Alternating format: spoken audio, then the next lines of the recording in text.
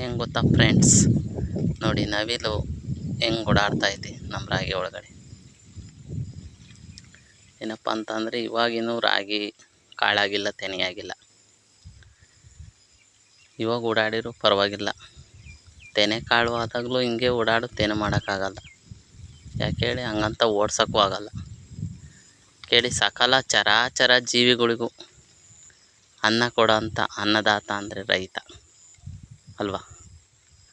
ಯಾಕೆ ಹೇಳಿ, ಅವೆಲ್ಲ ಹೋಗಿ ದುಡಿಯೋಕ್ಕಾಗಲ್ಲ. ಅವಕ್ಕೇನು ಹೊಲ ಇದೆಯಾ, ತೋಟ ಇದೆಯಾ ಅಲ್ವಾ? ನಮ್ಮಂಥ ರೈತರು ಬೆಳಿಬೇಕು, ಎಲ್ಲ ಸಕಲ ಚರಾಚರ ಜೀವಿಗಳು ತಿನ್ನಬೇಕು. ಇರುವ 9 ಕೋಟಿನೂ ಸಾಕಂತ ಒಂದು ಇದಿರೋದಂತಂದರೆ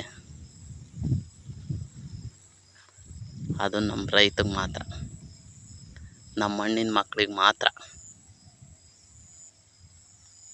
ಬೇರೆ ಯಾರಿಗೂ ಸಾಧ್ಯ ಇಲ್ಲ.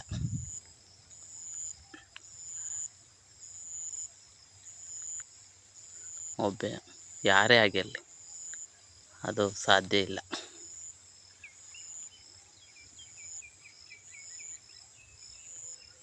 ಜೈ ರೈತ.